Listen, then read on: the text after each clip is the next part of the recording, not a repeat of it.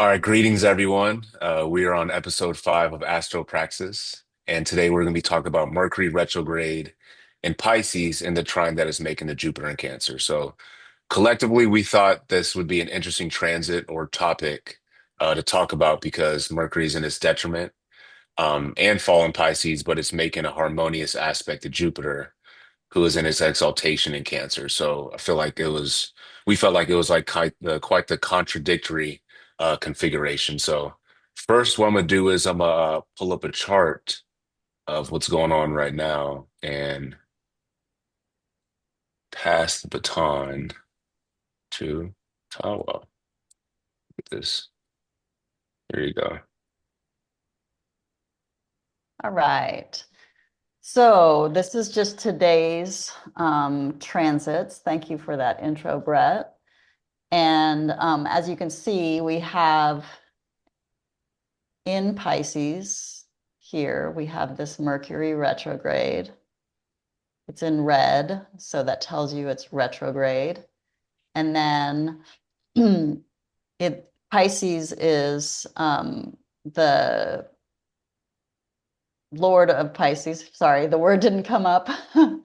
Pisces is one of the domiciles of Jupiter, and Jupiter's down here in the third house in Cancer in this chart. And you can see that they're both at 15 degrees. They're both retrograde.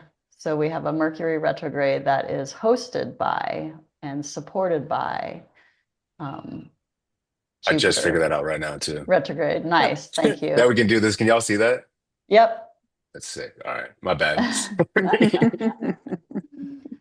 And then I also wanted to point out that, the moon here is at 18 degrees at this point. So at about 4:30 in the morning, she was at 15 degrees. So she was in a trine, an exact trine with both of those planets as well. So it was a grand water trine, activating all of the water signs at about 15 degrees. So we're going to Yeah, talk about, what Pisces means. We're going to talk about what Mercury means. We're going to talk about Jupiter and Cancer. And this just gives you a visual as to where it is. And you can look at where it is in your chart to know what's being lit up for you during this particular transit. All right. yeah. Move this over, and now it's on this marker. We can like have a little bit more fun, right? Yeah, let me pull this over. Okay, and here we go. Now let me delete this stuff. My apologies. Oh, Okay. because it's on the screen. How funny. Yeah. Awesome. Yeah. Cool.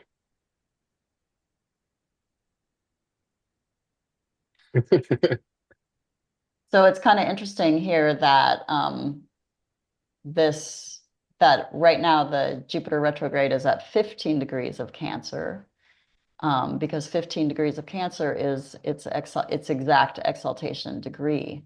So it kind of is highlighting what are we revisiting? What is it that Jupiter is really wanting us to understand at this 15th degree?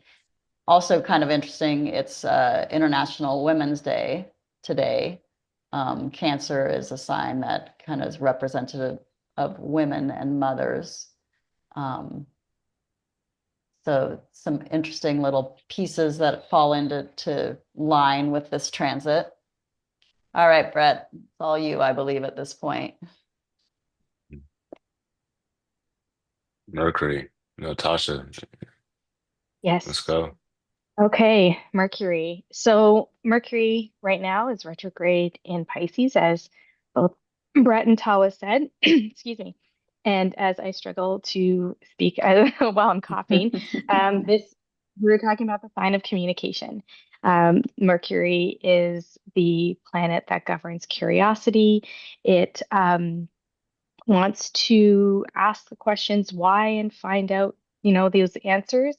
And it won't look for a single answer, it will look for multiple answers. And then it will take those answers and thread them and then want to disperse and share. So Mercury is about, when we look at some of the collective words, when we think about Mercury, it's about communication. It wants to share the information. It wants to impart the information on the other planets and in our lives. It, like as I said, it's curious. It wants to know why. Um, and part of this, I'll get to the domicile, uh, oh my goodness, the dignities in a second. But part of this is, where Mercury is best at home. It is the sign of skill, of acquiring skills.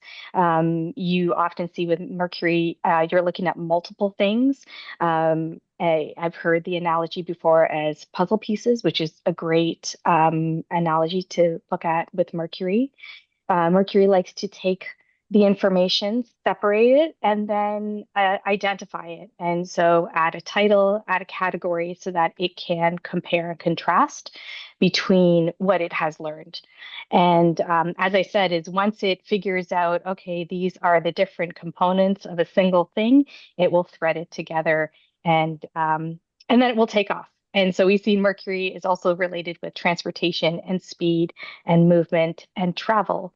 And part of that is, once Mercury has found something it's curious about, it wants to share it and move it and disperse it. And so this is what Mercury likes to do. Now, in terms of its dignities, Mercury is has its domicile in Virgo, and it is also exalted in Virgo, and it has its domicile in Gemini. In Gemini, it is more the communicator and where we see multiples, so like a pair as opposed to a single in Gemini. And in Virgo, it likes to take all those components and sit and analyze each piece and deconstruct. So Mercury is the planet that is going to govern your thoughts and your thoughts about your thoughts. And it's going to ask those questions. And so with a Mercury retrograde, we're looking at, and in Pisces, I think that we're looking at how do we think about the thoughts that is in our heads right now. Um, and yeah, I mean, I don't know if anybody else would like, there's so many things I could say about Mercury. I often just think of how fast it moves. And personally for myself, Mercury being my chart ruler, I feel the presence of Mercury every day, all the live long day. There's lots of thoughts. Because there are lots of thoughts coming in, the way to find peace is to compartmentalize it. And that's what Mercury likes to do, is to compartmentalize. So we often look at, I think, retrograde periods as, oh my goodness, travel is going to be affected because Mercury is not moving forward for our view and our perception. So travel can be disrupted. Internet and communication get disrupted because Mercury is not moving in that forward action. Mercury is stepping back to say, okay, we have all this stuff now. Instead of collecting more, let's see what we got. So, For sure. anyway. Appreciate you breaking that down. Yeah. So what is Mercury retrograde? So what is a retrograde at first, right? So from Helena Avalar and Luis Ribeiro on the Heavenly Spheres, the book they wrote.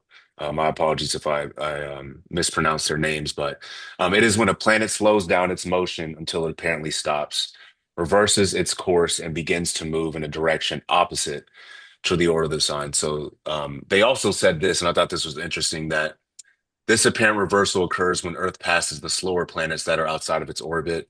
A similar phenomena occurs when a car passes another moving in the same direction but at a slower speed. So the passengers in the faster car perceive the slower car to be moving backwards. So I thought that was interesting. Just something to when you're thinking about a retrograde, yes, it appears like the planets are moving backwards, or yeah, things are moving backwards, but that is just our perception. And I thought that was a really cool way of how they explained it. Mm, So some of the collective keywords that we got for Mercury retrograde that we compiled, slow down, reevaluate, redo, static, disruption, misunderstandings, delays, setbacks, technological issues. And so Natasha was talking about this a little bit about how Mercury retrograde, there's a there tends to be like a freak out period that people may have about miscommunication and things just not working um, how they typically work. And and I just thought about this now, and I can't speak for what happened pre-modern times, but uh, because we're so technologically, we're so how do you say this? Because we're so dependent on technology, um, collectively we may feel Mercury retrograde a little bit more Mm, powerful than people have in previous times, mm, you know? Mm. And yeah. so, yeah, Mercury retrograde, the technological issues, that's one big thing, but also just a time to really reflect and to kind of look back at things. I think that's one of the main components that Mercury retrograde or a retrograde in general could have with any planet. And so, another quick note: Mercury retrograde happens for about 3 weeks. So it happens about 3 weeks. It starts to speed up, and it happens all the time. So it's nothing to be particularly freaked out to be freaked out about, but it is something interesting to be aware of when it does happen.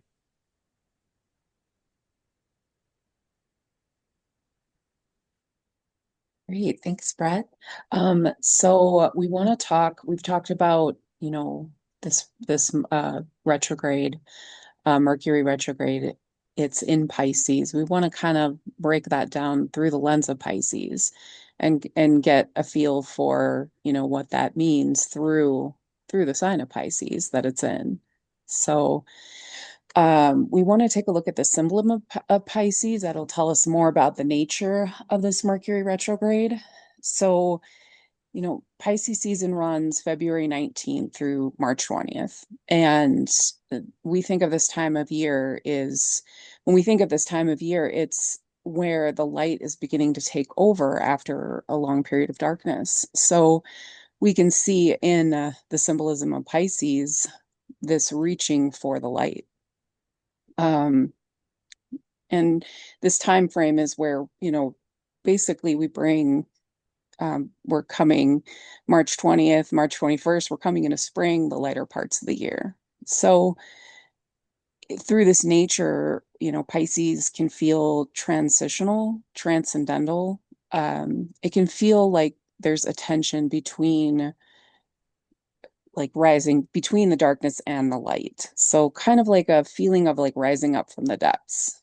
And the symbolism in the zodiac um, sign of Pisces is two fish. They're bound together, and they're swimming in opposite directions, but they're tied together. So one is moving upwards. You could think more to like a heavenly spiritual perspective, and then one is coming downwards, like trying to ground into like this like our human experience.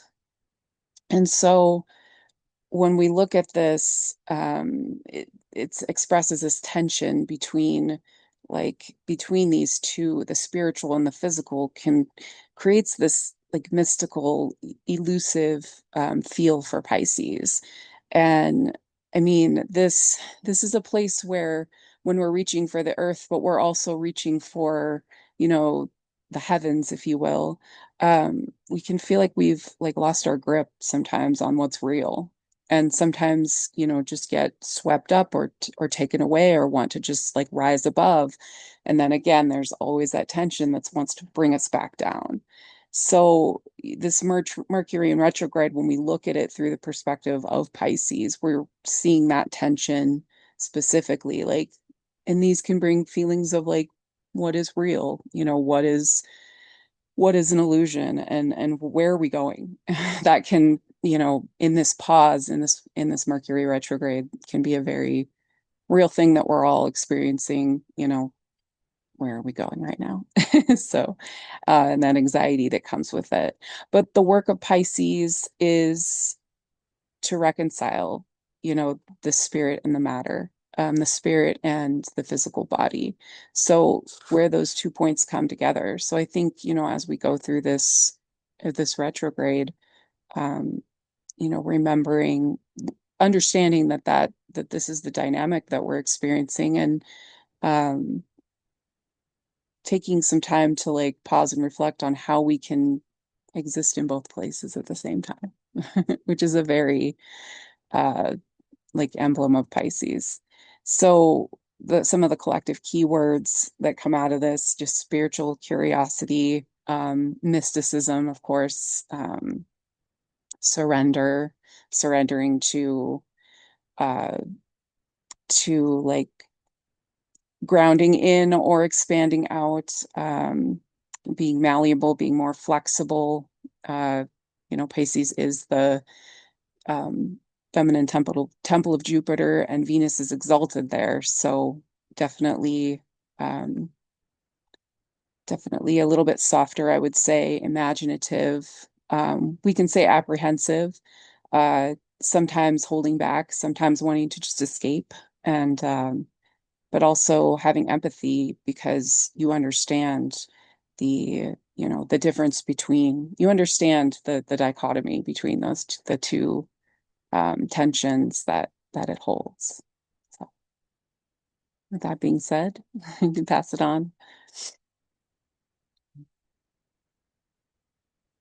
to Jupiter.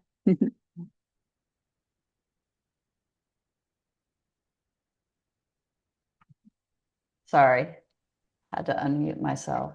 All right, so Jupiter. Jupiter is the greater benefic, and that really is greater because of uh, distance from us, as well as slower moving. So it's more impactful in its movements and in its effects. Some of the collective keywords that we have for Jupiter is expansion. Of course, that expansion, the other side of that can be a little bit of an exaggeration. There's order. Jupiter is the planet that governs systems, institutions, so laws and order. And then, of course, it's just more, it wants more. So we gave that a little exclamation. Keep going. So Jupiter's also just always trying to move forward, continue to expand, continue to explore, continue to create. Jupiter also has a tendency to be able to see a larger view of things. It's looking at a bigger, more systemic, as opposed to maybe a more individualized view of things. Jupiter is always yes and.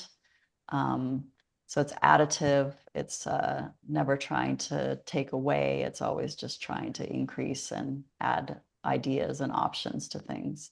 And Jupiter is highly optimistic. And then Jupiter, of course, right now is in its exaltation in Cancer. So being in its exaltation, it's going to have an even louder voice, so to speak. It's going to be put up on a pedestal to some degree, given special treatment in this placement. And it's going to have more of an ability to do what Jupiter wants to do, which can be, expansion. And, when they talk about benefics and malefics, this is a benefic. So it creates more of whatever. But the more it might be creating more of could be something that's challenging. So you may not necessarily experience it as a completely positive thing. It's just more exponentially experienced, like it's grander in whatever way. So even any difficulties you might be experiencing with it are just going to be more exaggerated. And I have found, just personally, with Jupiter being in Cancer, which is my ascendant, I have found it to be actually a little bit tricky. It's I feel like everything can really easily go to exaggeration these days with that Jupiter in my ascendant. So hosting the Mercury retrograde in Pisces, this Jupiter is beautifully aligned. It's in a trine, so it's fully able to support Mercury. But Mercury, of course, is retrograde, so functioning in a different way as well as combust. So it's only at 3 degrees away from the sun. So it's having a hard time being seen, being felt, and kind of knowing how to direct itself, not only by its retrograde motion, but also by its position with the sun. So it's an interesting, there's an interesting energy that might be felt collectively. And we can say that just as we got on to this call to speak to you all and share this information, we all just, one person after another came in of like, I'm a little spacey, I'm a little like not quite fully where I want to be mentally, Yes. So, we're all just feeling that, like this is impacting us. So today was just a kind of an interesting day to wake up and try to hit the day. It's So, it's been no, it's so crazy how excuse me, how this transit has reflected our morning, like like you're talking about. I was also thinking about this is like maybe because Jupiter is retrograde as well, that it has like such a good understanding of like what Mercury's going through, you know? And so like although they're connecting, I mean, even though they're connecting in a trine, like maybe the connection is even and I may be just like making some like astrology shit up right now, but maybe their connection is a little bit even more harmonious Yeah. because of Jupiter's understanding what Mercury's going through, Yeah. vice versa, because they're both retrograde right now. Mm-hmm. yeah. They Yeah. both had They're that not feeling working of in a. we. Oh, sorry, Natasha. No, go ahead. Go ahead. I was just gonna say they both have that feeling of we've both been here before. Yeah, It may be at absolutely. different Yeah. times, but this is familiar for both of us. Yeah. Yeah.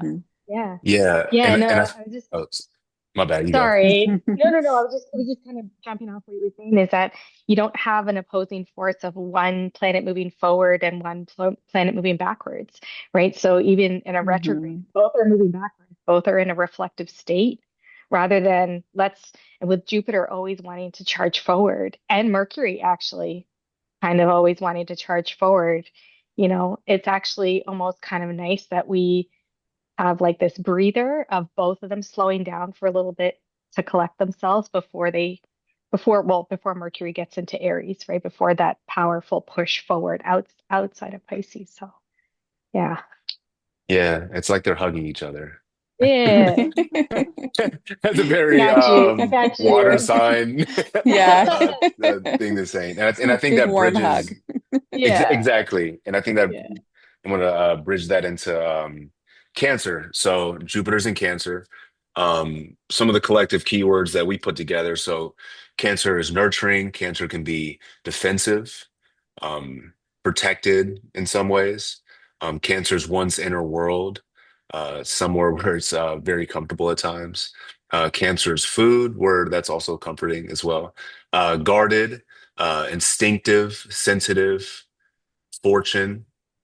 Speaking of fortune, meaning alluding to Cancer being ruled by the moon and the world of fortune that we're living in right now, and connection. I think we did a pretty good job at illustrating some of the things that Cancer can reflect. And so, what I wanted to do next, and we can all kind of just um, jump in and riff off each other, but how is this showing up? How is this transit showing up energetically right now? Yeah, so I mean, I can talk about a little bit of stuff. So that, and this is the typical retrograde, which is going to impact and influence travel. Um, and I live in Mexico this time of year and have several people who were scheduled to show up in the today and tomorrow and have both had to cancel their trips due to mothers having health issues. And so it's just kind of interesting that Cancer is the domicile of the moon. Moon represents mothers. Cancer represents nurturing and some, that maternal energy. And then Mercury retrograde is just the thing that kind of slows things down or bogs things down or complicates the system or just creates these little moments of like, yeah, we're going to get there, but not yet. You know, we have to pause. Something else has to happen before that this can take place. And you know, so it's having some of that traditional Mercury retrograde, but it's having kind of thematically some really specific maternal female energies. So that's kind of interesting. Hmm. No doubt. Yeah. So, and we kind of all talked about this a little bit before, but like how there's some inherent difficulties with Mercury being in its detriment in its fall in Pisces. And so my idea of Mercury being in Pisces, there seems to be like this endless depth to it, and there could be like a restlessness. And I think Jupiter in Cancer is able to like materialize feelings of growth, comfort, and direction. And Jupiter can also provide a philosophical foundation for Mercury to assess or evaluate while it's in its retrograde motion. And so, an image that came to mind, we we talked about this a little bit before, but um, was like Finding Nemo when Marlin and Dory are two fish on a journey. So, right, so you have um, they're going to find Nemo, which is like the protective quality. So that's like the Cancer to me. And they're on this, they're on this adventure. There's Jupiter, they're traveling, there's Mercury in there. And then to the depths of the sea, which is like Pisces, right? Pisces is like, Pisces can be very intense in that way. Um, Pisces can be endless as well. And the retrograde part to me was like there's um, a sense of delay when they encountered the anglerfish when they went to the bottom. They're going to the bottom of the ocean to try to find that address, right, so that they can find Nemo. And Dory was such a Jupiter and Cancer figure to me, just abundant with optimism, energy, growth, and I felt like Nemo or Marlin, Marlin's Nemo's parent, right? Yeah. Mhm. And I felt like I felt like Marlin was very like Mercury and Pisces, just kind of like all over the place, like didn't know what to do. And I feel like Dory can like have some of those qualities as well. But I felt like that scene illustrated um kind of like what's going on energetically right now. How Mercury and Pisces can kind of be like lost and all over the place, but Jupiter and Cancer is providing this opportunity and this optimism um, uh, on this adventurous journey. Mhm. And I thought it was cool how some of those things connected when I was like trying to or when that image like popped up in my head when I was putting this together. Yeah, I love that image. I think, you know, uh, for anybody who's watched Finding Nemo, and so many of us have connected to that movie like in our youth, because it was so interesting to see the dynamics, the relationship dynamics, and just a beautiful expression of like the animals through animation. But seeing Dory and in this kind of way, and that's a particular scene. That's a like very particular scene in the whole movie. So it's a really good example, I think, of like just it's also that idea of yeah, having faith. You're in this vast ocean of potential, and it's scary. It's really scary, but you can also have faith, right? And that's her unwavering, like Dory is, even as annoying as she is to Marlin, right? And he's just like, I don't want to have faith. This is the way it's going to be. But she's like, no, Hey, what's it? Keep on swimming, right? Keep on Yeah, swimming. yep, just keep Hmm. Keep swimming. going, Yep, right? Just keep going. yep. And so, I love that. It's gonna make me think about that for the rest of the day for sure. Um, and I'll kind of maybe share on that note because my brain always kind of filters through like a media kind of lens is what's coming up for me in the last week was the release of like the Gorillaz recent album called The Mountain. Okay. And if you know, Gorillaz is a band that shows up animated, right? You don't see the members of the band, but we know them. But this is an interest, and so I was kind of like, oh, this great new Gorillaz album's coming out. That's awesome. And it's definitely making waves kind of globally because of the root, the theme and the topics. And so, the two, Damon Albarn and Jamie, I think it's Hewlett, they both had, I think their dads had passed away. And so they both went on this very much a spiritual journey and a journey of grief. And through their visits to India and to Jaipur, you know, um, they immerse themselves in a culture and a philosophy that helped them get through that. And they released this album a couple weeks early. So that was last week. And it's been sitting on my brain for a number of reasons. One, it's beautiful music. And there's an 8-minute video called The Mountain, The Moon Cave, and The Sad God. And when you watch the animation, what they do is they reference the 1960s Disney version of the Jungle Book. And so that's nostalgic for me. That is like a childhood movie that I absolutely love. And so when I saw that, I was immediately, it already got me before I even heard the music. It got me.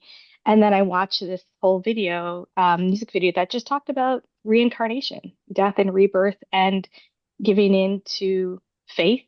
And I think this is the interesting thing about Mercury and Jupiter. Mercury being in Jupiter's sign is, Jupiter, or sorry, Pisces being, kind of nebulous and foggy. But fog is sometimes really, and I'm reflecting on this because it was super foggy here yesterday. And fog is fun to walk through and to drive into if you have faith. I mean, it's scary as shit if you're not watching where you're going, but there's something that's really magical about walking into fog or something, or like the depths of the sea, just with blind faith. And I think with um, Mercury being in retrograde in Pisces, like you said, Brett, it doesn't know where to go. It's just like it's kind of directionless, right? And Jupiter is just saying, "Yeah, you're good. I got you here. We're all good. You can, there's a little bit of a lifeline. If you need me, I'm right over here," kind of thing. But I think there is an idea after watching this video, and I've been just kind of reflecting on it. The idea of just, I mean, that's the surrender, right? Is kind of accepting, yeah, we're in a retrograde. Things can go to shit, I can miss a meeting, tech can go down, you can miss a flight or whatever may happen, but you'll be fine. You'll be fine. And you kind of have to believe it, even if you have to fake it to make it, right? So, kind of my 2 cents on that. Two fishes.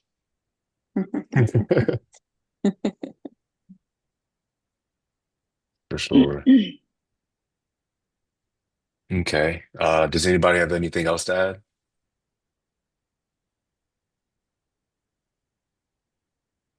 I guess just that, to let anybody who's watching this and is wanting to figure out how it's happening in their own life, you could look back at where in your chart 15 degrees of Cancer hits, because we went back and looked, and it was around the 20th of August that Jupiter hit that going direct. And then, of course, it's going to retrograde back and then it'll come back over it. So it's just telling us that there's all these passes over this degree that are important, and so what is it in our life that degree is lighting up for you? And, for me personally, and my other example was mothers also, but for me personally, today is International Women's Day. And in August, when it hit that degree, I was hosting a celebration of life for my mother. who had passed in April, but that was the big, 200-person event that we had to just send her off. So there was obviously a maternal theme for me personally, but it'll be interesting to see where other people are having it. I have Cancer in my first house, which is my ascendant, so it talks a lot to my identity, but it's also in the Thema Mundi, it's the first house is like the birth of the universe, and so it's a very, mother rich sort of spot in the zodiac. So anyway. Yeah, that's fascinating that that exalted degree coincides, right, with that event. Yeah. And I think it is so interesting when you can look back at those, like going back to where Jupiter was at that degree in your, like you said, in your chart, and then think back to that time, what was going on. This is kind of, this is the fun stuff of astrology is when you're able to go back and you're like, oh my gosh, that's what happened on this date. And then the pieces, then Mercury comes and does its thing, right? It's like, okay, I can put this together now. Yeah. No, yeah, appreciate you sharing that, Tavo. Um, yeah, thank you, team, for y'all's valuable input. Appreciate all of our listeners. Godspeed, and we will see y'all next time. All right. Thanks, everyone. Bye. Bye. Thanks. Bye.